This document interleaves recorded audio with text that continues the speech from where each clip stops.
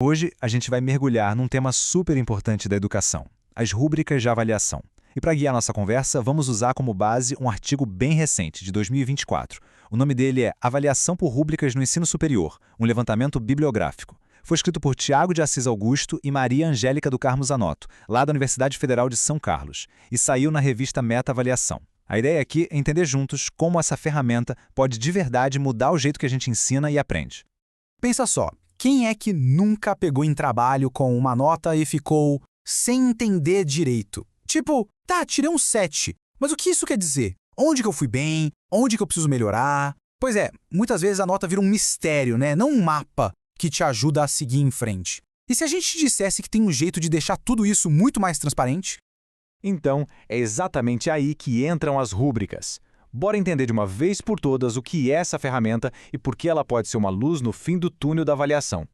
Olha, de forma bem simples, uma rúbrica é tipo um mapa detalhado das expectativas.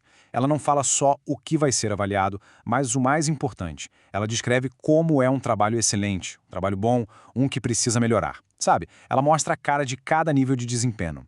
Na prática, é como se a gente pegasse um objetivo de aprendizagem e transformasse ele em coisas concretas, que dá para ver e medir. Mas beleza, para isso não ficar só na conversa, vamos dar uma olhada num exemplo prático.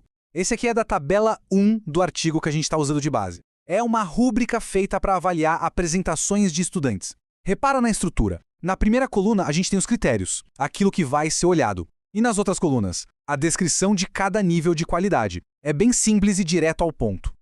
E agora, olha que legal a diferença que isso faz na prática. Vamos pegar só uma linha para analisar. O indicador é entrega. No nível mais baixo, abaixo da expectativa, a descrição é seca. A apresentação não é compreensível. Ponto. Agora, olha o nível excelente. Apresentação interessante, entregue com clareza e entusiasmo. Viu a diferença? Não é vago, é específico. Dá para entender exatamente o que se espera. E o mais importante, isso guia quem está aprendendo. Ok, a gente já viu que a ferramenta é organizada. Mas e aí? Por que usar? Quais são os benefícios reais? Bom, o artigo deixa bem claro que as vantagens são muitas, e não é só para um lado não, é para todo mundo envolvido no processo. Para quem é estudante, então, os ganhos são gigantescos. Primeiro, acaba aquela coisa de adivinhar o que o professor quer, as expectativas ficam super claras. Com isso, a pessoa consegue se autoavaliar melhor, saber onde precisa focar. Isso diminui muito aquela ansiedade antes da nota, sabe? E o principal, a pessoa deixa de ser só alguém que recebe uma nota e passa a ser protagonista do próprio aprendizado. Agora, e para quem ensina? A rúbrica é uma mão na roda, uma aliada e tanto. A avaliação fica mais objetiva, mais justa e consistente. Sabe, mesmo que vários professores corrijam, o critério é o mesmo. O feedback também fica mais rápido, mais focado, porque a estrutura já está ali. E tem um ponto fundamental. Ela meio que nos obriga a pensar e refletir sobre o que a gente realmente quer ensinar e o que é importante avaliar. Beleza, já entendemos o que é e por que é bom usar. A pergunta de $1 milhão agora é: como a gente constrói uma rúbrica que funciona? Porque não é de qualquer jeito, né? Existe um processo, um passo a passo, para garantir que ela seja boa de verdade. Olha só esse fluxograma. Ele é a figura 1 do artigo original e mostra o caminho das pedras, o processo todo. Começa lá em cima, definindo os objetivos, aí desce para a criação dos critérios, depois tem uma parte super importante de discussão e revisão, e aí sim a aplicação e o feedback. É um ciclo, percebe? Uma coisa leva a outra. Vamos traduzir esse fluxo em passos mais simples. Primeiro passo, definir o objetivo da atividade, o que a gente quer avaliar. Segundo, determinar os critérios, quais são os pontos-chave. Terceiro, descrever os níveis de desempenho, o que é um excelente, o que é um bom e o que é abaixo do esperado. Quarto, e esse é essencial, discutir a rúbrica com a turma, com quem vai ser avaliado. E por último, claro, aplicar a rúbrica e dar o feedback com base nela. Mas não é só seguir a receita de bolo não.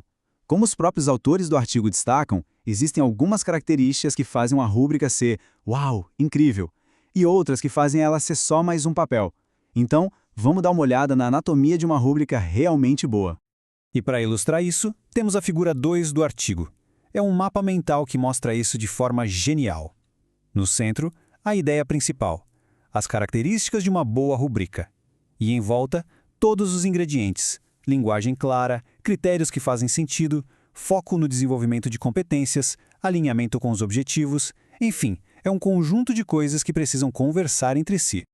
De tudo isso que a gente viu, talvez o ponto mais crucial seja a linguagem. Não adianta nada escrever coisas vagas como bom esforço ou texto pouco claro. Isso não ajuda ninguém.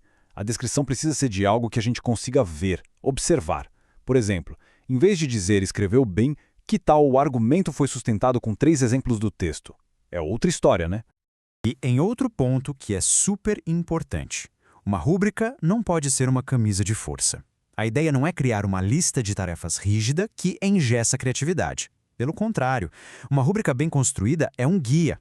Ela avalia o que é essencial, claro, mas precisa deixar espaço para a pessoa inovar, pensar fora da caixa, trazer soluções diferentes.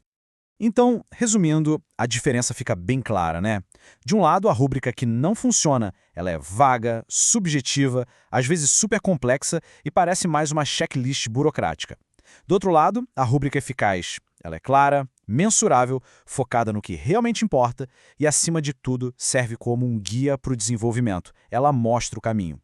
Bom, e com isso a gente vai chegando no final da nossa análise. E se tem uma grande mensagem para levar daqui, é uma mudança de perspectiva. É enxergar a avaliação não como fim da linha, sabe? Mas como parte essencial do caminho, do processo de aprender. E essa citação, que está lá nas referências do artigo, resume isso perfeitamente. Ela diz que a rúbrica não é uma varinha de condom, não é mágica. Para ela funcionar e ser justa, ela tem que fazer parte de uma cultura, de uma metodologia de avaliação que realmente valoriza o diálogo e o processo de aprendizagem.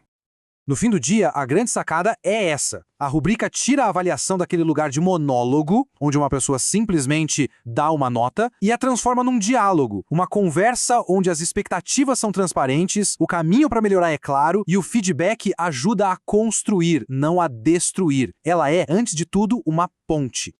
E é isso. O trabalho de Augusto Zanotto nos dá um mapa excelente para pensar numa avaliação mais justa, mais transparente e que realmente ensina. A provocação final que fica para todo mundo refletir é: se avaliar pode ser uma conversa, como é que a gente está começando as nossas?